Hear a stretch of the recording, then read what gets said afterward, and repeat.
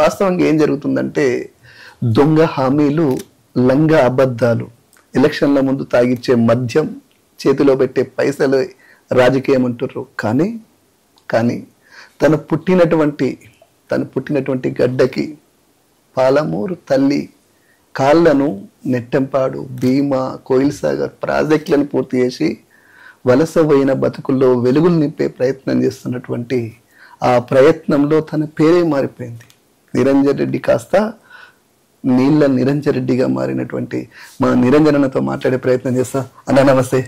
అన్న, నేను మీతో 2-3 విషయాలు మాట్లాడుకునే ప్రయత్నం చేస్తా. తప్పకుండా. ఒక వ్యక్తిని చంపితే హంతకుడు అంటారు, 100 మందిని చేస్తే చంపితే టెర్రరిస్టు, ఉన్మాది అంటారు. కానీ తెలంగాణను ఎడారి చేసే ప్రయత్నం చేస్తున్న మీ జిల్లా బిడ్డ ఏం చేయాలి? అసలు తెలంగాణ సమాజానికి మీరు ఎందుకు ఆయన చేస్తున్నటువంటి ఉన్మాదాన్ని బయట తీసుకెళ్ళలేకపోతారు? ఈ 20 నెలలు ఆల్రెడీ పోయింది. ఈ 20 నెలల్లో మహబూబ్నగర్లో ఏ ప్రాజెక్ట్కి ఆయన ఏం చేసిండు, ఎంతవరకు చేసిరు, అసలు మీరు ఎంత చేసిరు, మాకు క్లారిటీ కావాలి. ఒకరిని మించి ఒకరు చేసి చూపెడితే వాళ్ళు నిలబడతారు 4 కాలాలు. అట్లా కాకుండా ఏమీ చేయకుండా చేసినటువంటి దాన్ని మలినపరచడం, చిన్న చేసి చూపడం, అసలు జరగలేదనేటువంటి అబద్ధాలు మాట్లాడడం, ఇది మేం కాదు, ప్రజలు ఇవాళ వేదనకు గురవుతున్నారు. రావడంతో కాళేశ్వరంలో 1,00,000 కోట్ల అవినీతి, కాళేశ్వరం కూలిపోయింది, కూలేశ్వరం 10 ఇంట్లు విధ్వంసం జరిగింది, ఇక్కడ ఏమి జరగలే, మొత్తం కేసీఆర్ రాష్ట్రాన్ని దోచుకున్నాడు. ఈ రకమైనటువంటి ఒక నెగటివ్ ప్రాపగాండాకు పూనుకొని పాలమూరు బిడ్డ అని చెప్పుకునేటువంటి రేవంత్ రెడ్డి సాంకేతికంగా పాలమూరు జిల్లాలో పుట్టిండు, కానీ పాలమూరు ప్రజల ఆర్తి తెలియదు, పాలమూరు ప్రజల దుఃఖం తెలియదు, పాలమూరు ఎల్లలు తెలియదు సంపూర్ణంగా, పాలమూరు వాగులంక తెలియదు, పాలమూరు ప్రాజెక్టుల మీద సంపూర్ణమైన అవగాహన అసలే లేదు.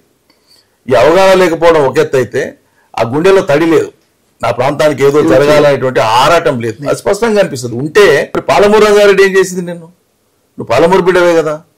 20 నెలల నుంచి పాలమూరు రంగారెడ్డిలో తట్టేలు మట్టి ఎందుకు తీయలేదు? ఏ కానా ఎందుకు ఖర్చు పెడతలేవు? ఒక్కనాడు ఎందుకు సమీక్ష చేయవు?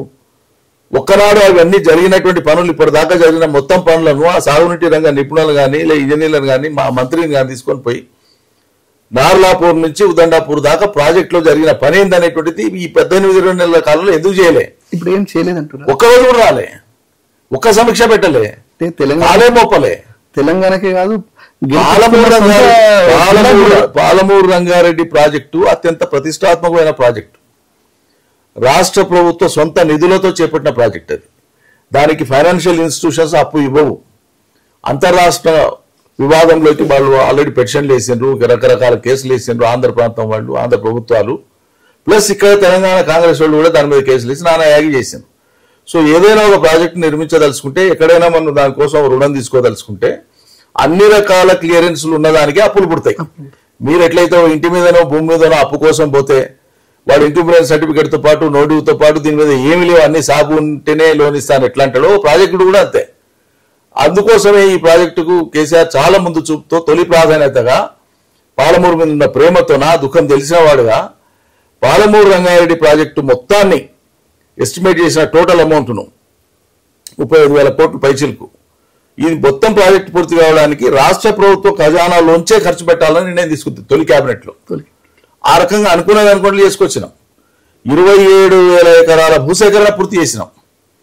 కేవలం 160 ఎకరాల భూసేకరణకు సంబంధించిన డబ్బులు మాత్రమే ఇచ్చేది. అది కూడా 27,160 ఎకరాలు, ఇంత తక్కువ. 27,000 ఎకరాల భూమిని సేకరించి రైతాంగానికి డబ్బులు ఇచ్చి అంతా సవ్యంగా చేసి 5 రిజర్వాయర్లు కట్టినాం, 4 పంపింగ్ స్టేషన్స్ పూర్తి చేసినాం. దాని గురించి ఇప్పుడు ఆ 5 రిజర్వాయర్లు నాకు కొంచెం నీట్గా, Narlapur first reservoir Srisailam back water ద్వారా కొల్లాపూర్ నియోజకవర్గంలో వస్తుంది, నార్లాపూర్ అనే గ్రామం దగ్గర వస్తుంది.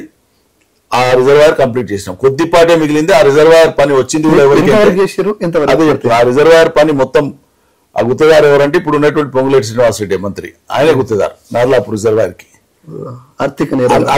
అందరికంటే ఆలస్యంగా చేసిండు ఆయన పని, అందరికంటే ముందు మొదలుపెట్టిన పని.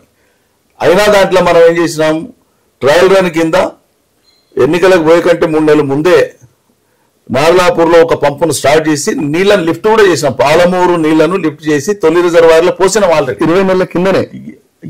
ఎన్నికల కంటే ముందే కేసీఆర్ వచ్చి ఆన్ చేసే పాలమూరు రంగారెడ్డి ఫలితం ఇచ్చినాం. పాలమూరు రంగారెడ్డి ప్రారంభించినాం. ఇక మిగతా పనులు జరగవలసింది. ఒక్కొక్క పంపింగ్ స్టేషన్ దగ్గర మీకు 8 పంపులు ఉంటాయి. ఒక దగ్గర 9, మిగతా చోట్ల 8 పంపులు. ఒక్కొక్క పంపు 145 మెగావాట్ల కెపాసిటీ పంపులు. ఇప్పటిదాకా అంత భారీ పంపులు కాళేశ్వరంలో కూడా లేవు. కాళేశ్వరంలో ఉండేది 139 మెగావాట్లే ఒక్కొక్క పంపు. పాలమూరు రంగారెడ్డిలో ఫిక్స్ అయినటువంటి పంపులు 145 మెగావాట్లు ఒక్కొక్క పంపు. కాళేశ్వరం కంటే పెద్ద పంపులు పాలమూరులో. ఎందుకు నడుస్తలేవు? ఇంకా స్టార్ట్ అయినాయి. 8ంటికి 4 కంప్లీట్ చేసినాం. 4 దశల్లో ఉంటుంది. ఫస్ట్ నార్లాపూర్ నుంచి ఏదుల నుంచి వట్టెం నుంచి కర్వేణకు గ్రావిటీతో పోతుంది. మళ్ళీ కర్వేణ నుంచి ఉద్దండాపూర్. సో ఇట్లా మొత్తం ఉద్దండాపూర్ లో మళ్ళీ లిఫ్ట్ అవుతుంది. ఇట్లా మొత్తం 5 రిజర్వాయర్లు, 4 పంపింగ్ స్టేషన్లు. ఒక్కొక్క పంపింగ్ స్టేషన్ దగ్గర 8 పంపు సెట్లు. ఒక్కొక్క పంపు కెపాసిటీ అని చెప్పింది 145 మెగావాట్లు. ఇంత భారీ వర్క్లన్నీ పంపింగ్ స్టేషన్స్ కంప్లీట్ చేసినాం, సర్జీ పూల్స్ కంప్లీట్ చేసినాం, రిజర్వాయర్లు కంప్లీట్ చేసినాము, tunnels under ground tunnels complete చేసినాం. 2 tunnels side by side 1 TMC ఒక దాంట్లో 1 TMC ఒక దాంట్లో ప్రతిరోజు 2 TMCలు వచ్చేటువంటి మందం ఆ టనల్స్ కంప్లీట్ అయినాయి. Main canals, open canals complete అయినాయి. జరగవలసింది ఫీల్డ్కి వెళ్ళే కెనాల్స్ జరగాలి. ప్యాకేజ్ 3 అని నార్లాపూర్ టు ఏదుల మధ్యలో కొద్దిపాటి పని మిగిలి ఉంది. ఈ ఆంధ్ర కాంట్రాక్టర్ తీసుకొని కొంత లేట్ చేసిండు. ఆ కొద్దిపాటి పని ఇంకా మిగిలినటువంటి చిన్న చితకా పనులు చేస్తే మాక్సిమం అంటే 10-12% వరకు మాత్రమే మిగిలేదు. 85% పైచిలకు పని పూర్తయింది. 10-12% పని ఉంది. అది కూడా మనసు పెట్టి చేసి ఉంటే ఈ పాలమూరు బిడ్డ అనేటువంటి ఆయన అన్ని పక్కకు పెట్టి నా జిల్లాకు ముందు మేలు జరగాలి, ఫలితం రావాలి, ఫలితం ఇవ్వాలి ప్రజలకు అనే తపన ఉండి చేసి ఉంటే మొదటి 5-6 నెలల్లో పని అయిపోయేది. ఈ పాటికి అయిపోయేది. ఈ పాటికి ఇప్పుడు తట్టెడు మట్టే ఎత్తలేవు ఇప్పటి వరకు. అందులో ఖాళీలు ఉన్నటువంటి ఇంజనీర్ల పోస్టులు భర్తీ చేస్తలేరు. అంతా అడాక్ బేసిస్ మీద ఇస్తున్నారు. ఇన్ఛార్జీలో పెడుతున్నారు. రెగ్యులర్ ఇంజనీర్లను కూడా పెడతలేరు. దాని మీద సూపర్విజన్ లేదు. అందులో భాగమైనటువంటి వట్టెం పంపింగ్ స్టేషన్ పోయిన వానాకాలంలో వానలు వచ్చి ఆ లోపలికి నీళ్లు పోయి అది మట్టి కొట్టుకొని పోయి మునిగిపోతుంటే దాన్ని పట్టించుకునే నాతులు లేడు. ముందస్తు చర్యలు లేవు. కనీసం వర్షం పడే ముందు ఏం జాగ్రత్తలు తీసుకోవాలి, పనులు నడుస్తుంది, అది కూడా లేదు. ఏమి సోగిలేదు. మరి ఇవన్నీ దేనికి సూచన? ఆ జిల్లా మీద ప్రేమ ఉన్నందుకే ఇవన్నీ సూచన. పోనీ ఇవి కాక ఆ జిల్లాలో ఏమైనా భారీ నిర్మాణాలు చేసిండ్రా? ఓ 10 చెక్ డ్యాములు కట్టిండ్రా? లేకుంటే కొన్ని పెండింగ్లో ఉండేటువంటి ఏమైనా పూర్తి చేసిండ్రా? కొత్త రోడ్లు ఆయన ముఖ్యమంత్రి నోటి నుంచే చెప్తున్నాడు కదా, 30 మట్టేనికి ఒక రోడ్ రిపేర్ చేయడానికి కూడా నా చేతనైతే లేదని ఆయనే చెప్తున్నాడు. ఇక నేను చెప్పేది ఏముంది? నీళ్లు సకా ఇప్పుడు వర్షాకాలం స్టార్ట్ అయింది. శ్రీశైలానికి నీళ్లు 170 TMCలు స్టోర్ అయిపోయినాయి. ఆల్రెడీ 215 కానీ 170 TMCల నీళ్లు స్టోర్ అయి ఉన్నాయి. జూరాల దాటి నీళ్లు శ్రీశైలంలో పడుతున్నాయంటే, ఏరు పోతుంది అంటే జూరాల మీద శ్రీశైలం మీద ఆధారపడినటువంటి లిఫ్ట్ ఇరిగేషన్స్ ఏవైతే పాలమూరు లిఫ్ట్ ఇరిగేషన్స్ ఉన్నాయో, కల్వకుర్తి, భీమా, నెట్టెపాడు, కోయిల్ సాగర్ ప్లస్ జూరాల కుడి ఎడమ కాలువలు, ఇవన్నీ ఏకకాలంలో స్టార్ట్ కావాలి. ఎందుకంటే పైనుంచి వరద వస్తుంటే దాంట్లో ఆపుకోవడానికి ఎక్కువ అవకాశం ఉండదు. Jurala maximum capacity 6 TMC. అది రోజు కిందికి పోతుంటది కాబట్టి 70-80 వేల క్యూసెక్లు కిందికి పోతుంటాయి. కాబట్టి ఈ మొత్తం పంపులు కొడితే కూడా 1000-1100 క్యూసెక్లు కాదు. ఇవన్నీ కొడితే కూడా డైలీ 1 TMC కూడా డ్రా చేయలేము మనం. మరి అన్ని నీళ్లు కిందికి పోతుంటే దాదాపు 7-8-10 TMCల నీళ్లు కిందికి పోతుంటే రోజు 1 TMC లోపు ఉండేటువంటి నీళ్లను అన్ని పంపుల ద్వారా లిఫ్ట్ చేసుకునేట్టు దానికి సర్కారుకు అసలు ఆలోచనే ఉండదు. ఇదే పాలమూరు బిడ్డ అని చెప్పి కొడంగల్కి భీమా నుంచి లిఫ్ట్ ఇరిగేషన్ పెట్టుకుంటుండు. దీనివల్ల ఏం ఉపయోగం ఉంటుంది? దానివల్ల భీమా రెగ్యులర్గా ఇప్పుడు భీమాకి డైరెక్ట్ కొడంగల్ లిఫ్ట్ ఇరిగేషన్కి భీమా నుంచి కాకుండా డైరెక్ట్ మనం గ్రావిటీ ద్వారా రాదా? కేసీఆర్ తలపెట్టినటువంటి పథకం ద్వారా నారాయణపేట, కొడంగల్ 2 నియోజకవర్గాలకు ఉద్దేశించినటువంటి నీళ్లు తక్కువ ఖర్చుతోనే ఎక్కువ ఆయకట్టుకు వచ్చే నీళ్ళు. ఇక్కడ మనం పాలమూరు రంగారెడ్డిలోని రిజర్వాయర్స్ నుంచి ఇటు కర్వెన కావచ్చు, ఇటు ఉదండపూర్ కావచ్చు, ఈ రిజర్వాయర్స్ లోంచి తలపెట్టినటువంటి నీళ్లు ఆ ప్రాంతాలకు పోయేటువంటివి తీసుకుపోతే రంగారెడ్డికి పోయే క్రమంలో కొడంగల్కి వస్తాయి, నారాయణపేటకు పోయేటువంటి క్రమంలో నారాయణపేటకు మక్తలకు పోతాయి, దేవరహదర ప్రాంతానికి కొన్ని పోతాయి. సో సిస్టమ్ అంతా మొత్తం అప్రూవ్ అయ్యి వాటికి అవసరమైనటువంటి మెయిన్ కెనాల్స్, ఇప్పుడు కెనాల్ ఎప్పుడు తవ్వుతాం మనం?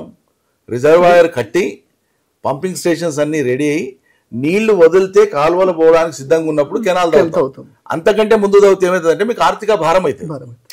నీళ్లు ఇంకా 4 ఏళ్లకు వచ్చేది ఉన్నప్పుడు మీరు ఈ రోజే కెనాల్ తవ్విండ్రు అనుకోండి, ఇది ఆర్థిక భారం అయితే అది ఆర్థిక భారం అవుతుంది దాన్ని పూర్తి దాన్ని పూర్తి. అందుకని వర్క్ టైం లైన్ పెట్టుకునేటప్పుడు ఎప్పుడు కూడా ఒక ప్రాజెక్ట్లో ప్రయారిటైజ్ చేసేటప్పుడు కాన్సిక్వెన్షియల్ వర్క్స్ అంటారు వాటిని. ఒక పని తర్వాత ఒక పని ఏం చేయాలనో ప్లాన్ చేసుకొని చేస్తారు. అది ముందు చూపుతో రాష్ట్ర ప్రభుత్వ ఖజానా మీద రాష్ట్ర ప్రజల మీద ఉండేటువంటి ఒక బాధ్యతతో ఆలోచించే ప్రభుత్వం అట్లా చేస్తుంది. కానీ మీరు గతంలో చూడండి, రాజశేఖర రెడ్డి గారు ముఖ్యమంత్రి ఉన్నప్పుడు ఇదే ప్రాణహిత చేవెళ్ళ అనేటువంటి ప్రాజెక్టును తెలంగాణ ప్రజలకు భ్రమ కల్పించి ఆ ప్రాణహిత చేవెళ్ళ కాడ వాళ్ళు ఏడైతే తుమ్మిడేటి కాడ కట్టి నీళ్లు తెస్తామని చెప్పినారో, తుమ్మిడేటి కాడ బ్యారేజ్ కట్టడానికి అనుమతి లేదు.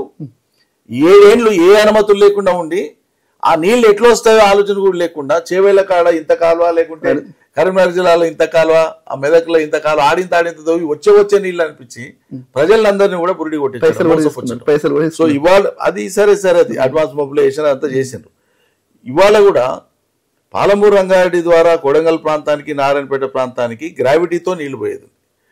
భారీ లిఫ్ట్ ఒకటి పాలమూరు రంగారెడ్డి భారీ లిఫ్ట్ ద్వారా 12,30,000 ఎకరాలకు సాగునీళ్లు. దాంట్లో ప్రధానంగా పాలమూరు జిల్లాలోనే దాదాపు 10 లక్షల ఎకరాలు పడతాయి. 2 లక్షల ఎకరాలు సుమారుగా రంగారెడ్డి జిల్లాలో పడతాయి. 30,000 ఎకరాలు నల్గొండకు పోతాయి. ఇది ఉద్దేశించినటువంటి వాస్తవంగా. ప్లస్ 1260 గ్రామాలకు మంచినీళ్ళు. సో మెయిన్ ప్రాజెక్ట్ కంప్లీట్ అయింది. దాని ద్వారా కాలువతో పోతే వచ్చేటువంటి నీళ్లు ఎక్కువ, ఖర్చు తక్కువ. ఇది వదిలిపెట్టి ఇది కేసీఆర్ మొదలుపెట్టిండు, నేను తెచ్చినట్లు కనిపించాలి మా ప్రజలకు నీళ్లు, నేను ఇస్తున్నట్లు కనిపించాలి, ఇదేదో నేనే కొత్తగా కనిపెట్టినట్టు ఉండాలనేటువంటి ఒక దుగ్ధతోన ఇవాళ కొడంగల్ లిఫ్ట్ ఇరిగేషన్కు తన చేతిలో ఉందని చెప్పి ఇచ్చారు. సపోజ్ మనం గట్టిగా ఏదైనా అట్లా కాదు ఇట్లా అంటున్నాం, నా ప్రాంతాన్ని నీళ్ళు వస్తుంటే చూడబుద్ధి అంటారు. కానీ యథార్థం ఏందో ప్రజలకు కూడా అర్థం కావాలి కదా. ఇది చాలాసార్లు మేము వివరించి చెప్పినాం. దానికంటే తక్కువ సమయంలో నువ్వు తలపెట్టిన దానికంటే తక్కువ ఖర్చుతోన ఎక్కువ ఆయకట్టుకు నీళ్ళు ఇచ్చేటువంటి అవకాశం ఉంది. 1,00,000 పైచిలకు ఎకరాలకు నీళ్ళు ఇచ్చేటువంటి అవకాశం అందులో ఉంది. మీ గడ్డ మీద పుట్టినటువంటి ఒక బిడ్డ హారతి ఇచ్చి క్యూసెక్లు ఎత్తుకపోనికి హారతి పెడుతుంది. మీ గడ్డ మీద గెలిచినటువంటి నాయకుడు ఆర్టికల్స్ రాస్తాడు. మీ గడ్డ మీద పుట్టినటువంటి బిడ్డ ఇలా బనకచెర్ల పేరు మీద తెలంగాణను ఎడారి చేసే ప్రయత్నం చేస్తున్నాడు. గోదావరి అనుకుంటారు చాలా మంది, కృష్ణా నుంచి కూడా నీళ్లు పోతాయి. ఇంత దుర్మార్గం చేస్తున్నది మరి మా పాలమూరు బిడ్డలు మా ముఖం మీద ఉంచుతారని ఇంగిత జ్ఞానం ఉండదంటారా వాళ్ళకి? మేము ఉన్నాం ఇప్పుడు అధికారంలో, మా ఇష్టము, మాకు తోచింది చేస్తాము, మేము దబాయించేస్తాము, ఎవడు మమ్మల్ని అడిగేటోడు ఏంది. వాళ్ళకి కూడా ఒక విషయం తెలుసు, ఈ రాబోయే 3 ఏళ్ల తర్వాత, ఈ ప్రభుత్వ కాలగడువు తర్వాత వాళ్ళది ఏముండదని తెలుసు. బయటికి మేకపోతే గాంభీర్యం మాట్లాడుతాను, ఏదో నేను కరిగి వస్తానంటే నేను 100 సీట్లు గెలిపిస్తాను, ఏదో కానకేస్తానట్లు ఆ తుఫేలి మాటలు మాట్లాడుతాను. కానీ అంత సీన్ లేదు. ఆల్రెడీ ఆయన అఖిల భారత అధ్యక్షుడు వచ్చిన సమావేశంలోనే ఆయన నోటి నుంచే మాట్లాడాడు, మీరు గుంపులు వేసి నన్ను బెదిరిస్తే నేను బెదిరుకోను అంటే వాళ్ళకే వార్నింగ్ ఇస్తుంది. అంటే సవ్యంగా లేదనేది మనకు అందరికీ అర్థమవుతుంది. ఈ మిగతా మంత్రి పదవులు కూడా భర్తీ చేస్తే తెలుస్తుంది. వాళ్ళు అంతర్గతంగా చేయించుకున్నటువంటి సర్వేలు, ఏ ప్రభుత్వం అయినా ఏ పార్టీ అయినా అధికారంలో ఉన్నప్పుడు తప్పకుండా వాళ్ళ సర్వేలు వాళ్ళు చేయించుకుంటారు. ప్రభుత్వ పనితీరు మీద కావచ్చు, ప్రస్తుతం ఉన్న స్థితి మీద కావచ్చు. ఇది నేను చెప్పే మాట కాదు, వాళ్ళ ఎమ్మెల్సీ టీవీలలో చెప్తున్నాడు. ఇప్పటికిప్పుడు ఎన్నికలు జరిగితే 100 సీట్లు బీఆర్ఎస్ గెలుస్తుంది, కాంగ్రెస్కి 20 కూడా రావు, ఆఖరికి రేవంత్ రెడ్డి కూడా ఓడిపోతాడు కొడంగల్ అని చెప్పి కాంగ్రెస్ ఎమ్మెల్సీ చెప్తున్నారు. కాంగ్రెస్ ఎమ్మెల్సీ చెప్తున్నారు. ఆయన కేసీఆర్ కు దోస్తు కాదు, లేకుంటే వాస్తవం చెప్తున్నారు. కాబట్టి ఇవాళ వాళ్ళకు కూడా ఒక స్థితి ఏంటంటే, ఇక ఈ కాలగడువులో తమకు తోచిందంతా చేసుకుపోవడం అన్ని రకాలుగా. సరే, కాన్సన్ట్రేటెడ్గా ఒక్క నియోజకవర్గానికి, తాను ప్రాతినిధ్యం వహిస్తున్న నియోజకవర్గానికి ఓ 4 లైన్ల రోడ్ అనవచ్చు, లేకుంటే గ్రామాలకు మంచి ఓకే, ఎవరైనా ఒక అవకాశం వచ్చినప్పుడు తమ ప్రాంతానికి కొంత ప్రత్యేక శ్రద్ధ పెట్టి పనిచేస్తారు, ప్రజల కోసం అవసరం అని భావిస్తారు, ఓకే, దానికి అభ్యంతరం లేదు.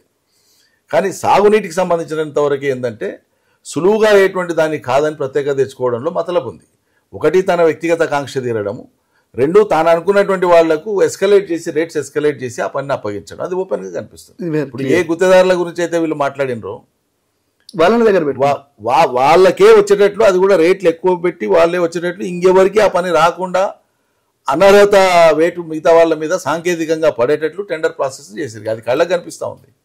ఇట్లా ఇప్పుడు నెక్స్ట్ తెలంగాణ ఎడారిగా మారే ప్రయత్నం చేస్తుండ్రు. దానిలో ముఖ్యంగా చంద్రబాబు నాయుడు మెప్పు కోసం, నరేంద్ర మోదీ మెప్పు కోసం ఎడారి చేస్తుంటే రేపు బీఆర్ఎస్ పార్టీ కానీ తప్పకుండా మీరు ఎట్టి పరిస్థితుల్లో కానీయము ప్రాణాలకు తెగించే తెలంగాణ తెచ్చినాం. 1400 మంది అమరులైనారు ఈ దశ ఉద్యమంలో.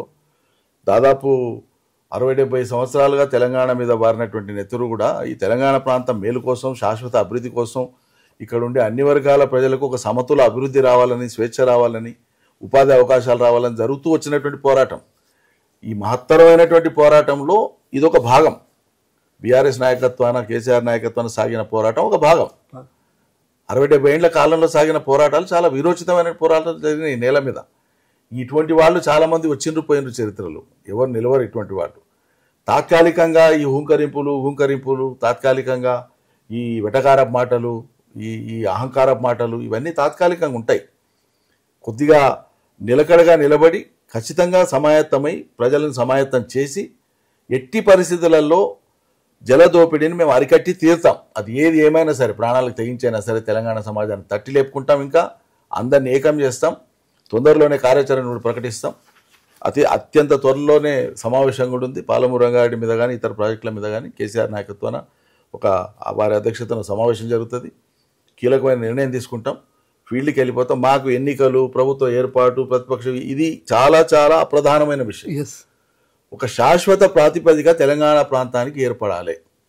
భారతదేశం ముఖ చిత్రంలో తెలంగాణ తను మాయం చేయబడింది ఈ దేశ ముఖ చిత్రంలోంచి ఇంకో రాష్ట్రంలో కలిపి దీన్ని ఉనికి లేకుండా చేసి, అటువంటి దాన్ని మళ్ళీ భారతదేశ చిత్రపటంలో పునరుద్ధరింపజేసింది ఈ తరం కొట్లాటతో.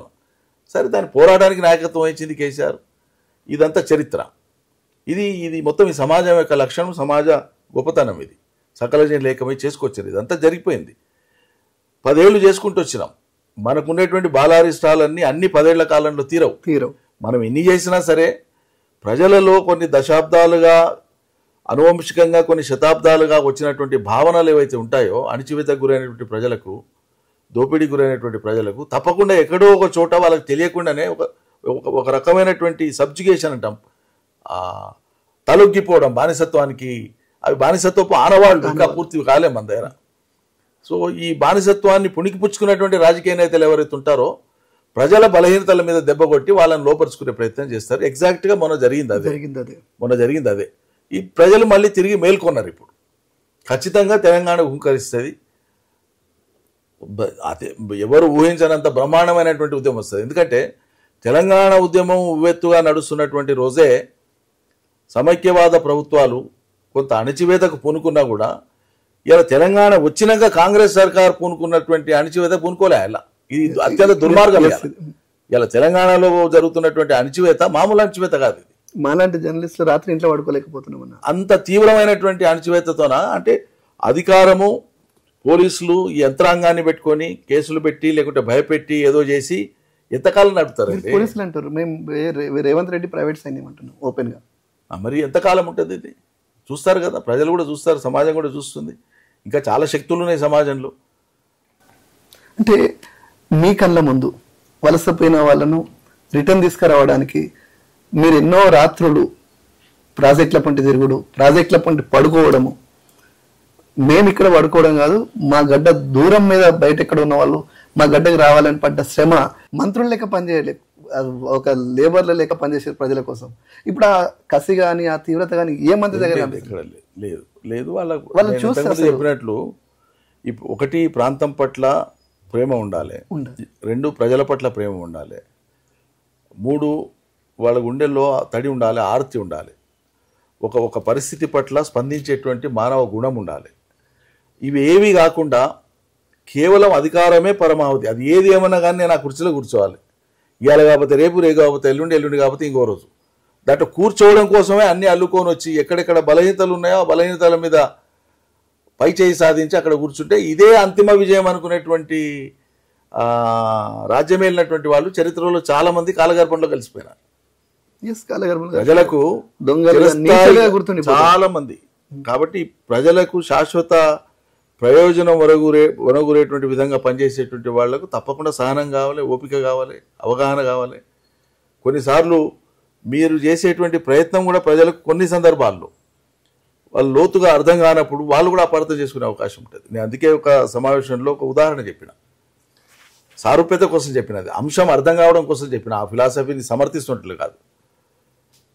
ప్రాణాలకు తెగించి అన్ని త్యాగాలకు సిద్ధపడి అన్నీ వదులుకొని తమదంటూ ఏమీ లేకుండా ప్రజల బతికే తమ బతుకు అనుకునేటువంటి విప్లవకారులు ఈ దేశంలో వేల మంది బలిదానాలు చేసినారు, చంపబడ్డారు, రకరకాలుగా వాళ్ళ మూల్యం చెల్లించినారు. కొన్ని ఘటనలు వింటుంటే అత్యంత నిరుపేదలుగా ఉండేటువంటి వాళ్ళ ఇళ్లలో ఆశ్రయం తీసుకున్నప్పుడు పోలీసులు ప్రభుత్వం తరఫు నుంచి కొన్ని తాయిలాలు ఇచ్చి అతి చిన్న ఆర్థిక సాయం చేస్తే కూడా విప్లవకాలను పట్టించారు. అంటే దీంట్లో పట్టించినటువంటి ప్రజల్ని తప్పుపట్టడం కంటే వాళ్ళకు ఉండేటువంటి ఆ దైన్య స్థితి ఏదైతే ఉంటుందో ఆ దైన్య స్థితిలోంచి వాళ్ళు పొరపాటు చేయడానికి ఆస్కారం ఉందనేది చరిత్ర మనకు చెప్తుంది. కాబట్టి మీరు 10 ఏళ్ళు పరిపాలనలో ఎంత చేసినా ఇంకా ప్రజలకు ఏదో జరగవలసి ఉంది కాబట్టి వ్యక్తిగతంగా నాకు ఇల్లు కావాలని ఆశిస్తాడు, నా పిల్లలకి నౌకరి కావాలని ఆశిస్తాడు, ఇంకేదో కావాలని, అవి జరగడానికి కొంత సమయం పడుతుంది అనే దానికి ఓర్పు కంటే కూడా ఇంకోటి వచ్చింది నేను చేస్తున్న రేపు అనగానే గతంలో జరిగినటువంటి మొత్తం పక్కకు పెట్టేసి ఇది జరుగుతుంది కదా అని ఆశపడే దిక్కు చూస్తుంది. అక్కడ జరిగింది పొరపాటు. దీనస్థితి అన్నప్పుడు ఒకటి చిన్న చెప్తాను నేను. తెలంగాణ మొత్తంలో ప్రాణాలు తెగించి కొట్టాడిన ఉద్యమకాల్లో వందలాది మంది, మీ దగ్గర రాజావర ప్రసాదరావు లాంటి వాళ్ళు 10 సంవత్సరాల పాలనలో ఉన్నప్పుడు వాళ్ళను మంచి స్థానంలో కానీ ఉన్నత స్థానంలో కానీ నిలబెట్టకుండా ఉండడం వల్ల వాళ్ళ వాయిస్కి బలం తగ్గింది. ఎవరైతే మీ దగ్గర ఉన్నారో ఖమ్మం నుంచి ఇన్స్ట్రక్షన్ల కోసం పనిచేసి మీ దగ్గర ఉండి మీ ఉప్పు తిని మీ ఆలోచనలు కాకుండా మిమ్మల్ని ఇబ్బంది పెట్టే ప్రయత్నం చేసే వాళ్ళని ఎంకరేజ్ చేయడం వల్ల మీకు ఇలాంటి పరిస్థితి వచ్చిందని కొంతమంది అంటుంటారు. కొంతమంది విస్మరణకు గురైన మాట వాస్తవం, మీరు అన్నట్లు విస్మరణకు గురైన మాట, కానీ అది ఉద్దేశపూర్వకంగా జరిగిన విస్మరణ కాదు. ఒక లక్ష్యం కోసం కొట్లాడినటువంటి వాళ్ళు చాలా గర్వంగా ఇది మేము మా స్వతంత్రం కోసం కొట్లాడినామని వాళ్ళు వాళ్ళ పిల్లల తర చెప్పుకుంటారు. తెలంగాణ కోసం కొట్లాడలేదు ఆయుధం ఇయ్యలేదు అన్న ఒక బాధ అయితే వెంటాడుతుంటుంది. ఆనాడు ఏదన్నా వీరులకి ఆయుధాలు ఇచ్చి ఉంటే ఇలా ఆయుధాలు మీకు పనిచేసినేమో అని కొంతమంది మిస్ అయిన మాట వాస్తవం, అది నేను అంగీకరిస్తున్నాను. నేను ఎట్లా సర్దిద్దుకుంటారు? తప్పకుండా ఇప్పుడు వాళ్ళు యథావిధిగా వాళ్ళు ఎక్కడ కూడా కాంప్రమైజ్ కాలే, అటువంటి వాళ్ళు చాలా కసి మీద ఉన్నారు. వాళ్ళ శక్తిని పార్టీ వాడుకోవాలి, ప్రతిపక్షంలో ఇంకా బలంగా వాళ్ళని ఆయుధాలలాగా ఉపయోగించుకోవాలని ఆశిస్తున్నారు వాళ్ళు. తప్పకుండా ఇప్పుడు మన కార్యాచరణకు పదం పెడతాం. అటువంటి ముఖ్యంగా ఇలా గోదావరికి సంబంధించి కాంగ్రెస్ పార్టీ కానీ టీడీపీ పార్టీ కానీ ఒక్క దగ్గర కూడా ఒక్క బ్యారేజ్ కట్టలే. బట్ ఈరోజు అనుమతులు ఉన్నా కూడా అనుమతులు లేవని ఒక ముఖ్యమంత్రిగా మీరు ఇంతకుముందు కూడా చెప్పారు క్యాబినెట్లో నిర్ణయం తీసుకున్నామని. క్యాబినెట్ నిర్ణయాలు ఉన్నాయని కొంతమంది చెప్తుంటే కూడా నిర్ణయాలు తీసుకోలేదని చెప్పేసి ఇటు వరకు వెళ్ళారు. ఇట్లా లీక్లు ఇస్తున్నారు. రాష్ట్రాన్ని తెచ్చినటువంటి ముఖ్యమంత్రికి అసలు ప్రాజెక్ట్ మీద అవగాహన లేననే విధంగా తక్కువ స్థాయి విమర్శలు, శ్రీనివాస్ రెడ్డి గారు అదంతా ఏంటంటే ఇట్లా మాట్లాడేటువంటి వాళ్ళ యొక్క లేఖితనమే బయటపడుతుంది తప్ప అంతిమంగా ఏం జరిగేది ఏముంటుంది. 100 సార్లు అబద్ధాన్ని చెప్తుంటే ఇప్పుడైనా రేపైనా ఎల్లుండైనా ఇప్పుడు విషయాలు ప్రజలకు తేటతెల్లం అవుతాయి కదా. 2 రోజులు ఆలస్యమైనా తెలంగాణ కోసం శ్రమించింది, తెలంగాణకు మోసం చేసింది, అన్యాయం చేసింది కాంగ్రెస్. ఇది చరిత్ర. తెలంగాణ కోసం కొట్లాడి తెలంగాణ తెచ్చింది కేసీఆర్ నాయకత్వాన, కేసీఆర్ పార్టీ శ్రేణులు, మద్దతు ప్రజలు. ఇది చరిత్ర. 10 ఏళ్ల పరిపాలన ప్రజల కళ్ళ ముందు, ప్రజల అనుభవంలో ఉంది. సాగునీళ్ళు అబద్ధమా, పండిన పంట అబద్ధమా, ఇచ్చిన రైతు బంధు అబద్ధమా, ఇచ్చిన కళ్యాణ లక్ష్మి అబద్ధమా, ఇచ్చిన పెన్షన్లు అబద్ధమా, కట్టిన చెక్ డ్యాంలు అబద్ధమా, వేసిన రోడ్లు అబద్ధమా, చేసిన కొత్త జిల్లాలు అబద్ధమా, కట్టిన కొత్త కలెక్టరేట్లు అబద్ధమా, కట్టిన సెక్రటరేట్ అబద్ధమా, కట్టిన 125 అడుగుల మహానుభావుడు అంబేద్కర్ విగ్రహం పెట్టడం అబద్ధమా, అమరవీరుల స్తూపం పెట్టడం అబద్ధమా, తెలంగాణలో ఏం చేయలేదు తెలంగాణ సర్కార్, పెట్టిన 1000 రెసిడెన్షియల్ స్కూళ్ళు అబద్ధమా, ఏమి చేయనోడు బాధ్యత లేకుండా ఇవాళ 24 గంటలు మేము ఒర్లుతామంటే జంతువులాగా ఒర్లుతామంటే ఎవడు దాన్ని పట్టించుకోవాల్సిన అవసరం లేదు. ప్రజలకే అదంతా అర్థమవుతుంది, బోధపడుతుంది రోజు. ఇవన్నీ ఒట్టి అరుపులు, ఆ ఛాలెంజులు, తొడలు కొట్టడాలు, మీసాలు తోడాలు, రకరకాలుగా మాట్లాడాలి, ఇవన్నీ కూడా ప్రజాస్వామ్యంలో ప్రజల పరిణతి పెంచడానికి కానీ వాళ్ళ చైతన్యం పెంచడానికి కానీ పనికిరాకపోగా వీళ్ళ వక్రపు ఆలోచనలు తాత్కాలికంగా వాతావరణాన్ని కలుషితం చేస్తాయి. ఇప్పుడు చేసినాయి ముఖ్యంగా. కానీ దీన్ని కాపాడుకునే బాధ్యత ఈ తెలంగాణ సమాజానికి. ఇదేదో 2 రాజకీయ పార్టీలదో, అధికార పార్టీ ప్రతిపక్ష పార్టీతో కాదు. ఇంతకాలం మౌనం పాటిస్తూ వచ్చినటువంటి కొంతమంది బుద్ధిజీవులు కానీ ఇతరులు కానీ ఇప్పుడైనా సరే వాళ్ళు ఆత్మవిమర్శ చేసుకొని సరైనటువంటి దారి చూపడానికి ప్రజలకు నాయకత్వం వహించాలి తప్ప వాళ్ళు ఒక కేసీఆర్ మీద ఉండేటువంటి అక్కస్తోనో వ్యతిరేకతతోనో గుడ్డి వ్యతిరేకతతోనో వాళ్ళు తెలంగాణ సమాజానికి ద్రోహం చేయడం సరైనది కాదు. బుద్ధిజీవులుగా మేధావులుగా పిలువబడే వాళ్ళు, పిలిపించుకున్న వాళ్ళు కూడా కేసీఆర్ మీద, ప్రాజెక్టుల మీద ఫోన్ ట్యాపింగ్ లాంటి వాటి మీద తప్పుడు కథనాలు చెప్తుంటే మీరేం చెప్పాలనుకుంటారు వాళ్ళకి? అదే అంటే వాళ్ళు ఎటువంటి బుద్ధిజీవులో సమాజానికి అర్థమైంది. కొందరికి కులపక్షపాతం ఉంటే, కొందరికి తమను గౌరవించలేదని ఉంటే, కొందరికి తమ సర్వీస్ తీసుకోలేదని ఉంటే, కొందరికి తమకు అవకాశం ఇవ్వలేదని, రాజకీయ అవకాశం పదవులు ఇవ్వలేదని, ఇటువంటి వ్యక్తిగత కారణాలను పెట్టుకొని వాళ్ళు సమాజం మీద వాళ్ళ భావాలను రుద్ది సమాజానికి ఏదో అన్యాయం జరిగింది అనేటువంటిది వాళ్ళు అనుకునేటువంటి అన్యాయం వాళ్ళకి జరిగిందని వాళ్ళు అనుకుంటున్నారు. అది సమాజానికి జరిగిన అన్యాయంగా చిత్రీకరించే ప్రయత్నం చేస్తారు. వాళ్ళు ఎక్కడ కూడా జాతికి ద్రోహం త్యాగనిరతితో గొప్పగా సమాజానికి చేసిన వాళ్ళు ఎవరు లేరు అందులో. అలాంటి అంటే మేధావులుగా ఉండి జాతికి ద్రోహం చేస్తున్న వాళ్ళకి మీరు ఏం చెప్పాలనుకుంటారు? ప్రజలే అన్ని గమనిస్తున్నారు. వాళ్ళు వాళ్ళ చరిత్రను వాళ్ళే చెరిపేసుకున్నారు. ఎంతో కొత్త ప్రజల పక్షాన ఆనాడు ఉన్నామనుకునేటువంటి ఆ కాలం మొత్తంలో వాళ్ళు పొందిన గౌరవం కానీ గుర్తింపు కానీ తమను తాము చెరిపేసుకున్నారు. వాళ్ళ ప్రజలకు వ్యతిరేకంగా శత్రుపక్షంలో చేరిపోయి ప్రజా వ్యతిరేకులుగా ఉండిపోయి మేము ఇంకా ప్రజలకు ఏదో మేలు చేస్తున్నామని వాళ్ళ భ్రమలలో వాళ్ళు జీవిస్తున్నారు తప్పిస్తే ప్రజలు ఏనాడో నిర్ణయించుకున్నారు. ఆంధ్ర నుంచి ఒక మీడియా తెలంగాణలో కేసీఆర్ని బీఆర్ఎస్ని బ్లేమ్ చేయడం కోసమే మెయిన్ స్ట్రీమ్ మీడియానే కానీ వందలాది మంది పేటీఎం బ్యాచ్ సోషల్ మీడియానే కానీ వర్క్ చేస్తుంటే దాన్ని మీరు ఎట్లా ఎదుర్కోబోతారు? ఎదుర్కొనేది ఏముంది? ఇప్పుడు ఎవరైనా ఎవరి హద్దుల్లో ఎవరి పద్ధతులలో చట్టబద్ధంగా రాజ్యాంగబద్ధంగా పరిమితుల మేరకు వ్యక్తి స్వేచ్ఛ మేరకు ఇతరుల స్వేచ్ఛకు భంగం కలగనంత వరకు వాళ్ళు చేసే ఏమంటారు సహేతుకమైన సమంజసమైన హేతుబద్ధమైన విమర్శను తప్పకుండా స్వీకరిస్తాం. పని కట్టుకొని మీడియా ముసుగులో మీడియా అనే ఒక ముసుగేసుకొని కక్షగట్టి ఒక రాజకీయ వ్యతిరేకిగా పచ్చి వ్యతిరేకిగా పరోక్ష యుద్ధం మేము చేస్తామంటే తప్పకుండా వాళ్ళ బంక బలగొడతాం. కంపల్సరీ. దాంట్లో ఏం మొహమాటం లేదు. చాలా మంది అంటుంటారు ఇది స్టార్టింగ్ చేసేది ఉంటే ఈ పరిస్థితి వచ్చేది కాదని. దీన్ని మీరు ఎట్లా అనుకుంటారు? నెల్సన్ మండేలా గారు ఆయన జైలు నుంచి విడుదలైనాక తొలి రోజుల నుంచి ఆయన దేశాధ్యక్షుడిగా ఎన్నికై ఆయన పదవి కాలం పూర్తయ్యేదాకా ఆ చరిత్ర మొత్తాన్ని యథాతథంగా ఒక సినిమా తీసినారు. అవకాశం ఉంటే మీరు ఎప్పుడైనా ఆ సినిమా చూడండి. ఇన్ఫెక్టస్ దాని పేరు. చాలా అద్భుతంగా ఉంటుంది. అంటే వాస్తవ చిత్రీకరణ, అందులో ఏమీ కల్పితాలు లేవు. ఆయన జీవిత చరిత్ర కూడా పుస్తకం ఇక్కడే ఉంది. నాకు మిత్రుడు తీసుకొచ్చి అనువాదం తీసుకొచ్చి ఇచ్చిపోయాడు. సౌత్ ఆఫ్రికాలో ఉండే మిత్రుడు సీతారామరాజు అని ఆయన అనువాదం చేసిండు. ఆయన తెచ్చిచ్చిపోయాడు. అది నేను చదివినా. నేను సౌత్ ఆఫ్రికా 2 సార్లు పోయిన తెలంగాణ సమావేశాల కోసం పోయినప్పుడు నెల్సన్ మండేలా పుట్టిన ఇల్లు, ఆయన మ్యూజియము, తర్వాత ఆయన పుట్టిన ఊరు, ఆయన ఆడుకున్న ఫుట్బాల్ స్టేడియం, ఆయన ఉన్న జైలు రాబిన్ ఐలాండ్ అనేటువంటిది కేప్ టౌన్ దగ్గరలో ఉంటుంది. 1500 ఎకరాల్లో ఉంటుంది ఐలాండ్. అది ఆ ఐలాండ్లోనే సున్నపుగా రాళ్ళ గనులు ఉంటాయి. అక్కడే జైలు కట్టినారు. ఆ జైల్లోనే ఆయన 27 సంవత్సరాలు ఉన్నాడు. 27 సంవత్సరాల పైచిలు దాదాపు 28 సంవత్సరాలు ఉన్నాడు. అందులో 8 ఏళ్ళు ఏకాంత కారాగారవాసం. 8x8 ఫీట్ల విస్తీర్ణం ఉండేటువంటి చిన్న గది అందులో ఉన్నాడు ఆయన.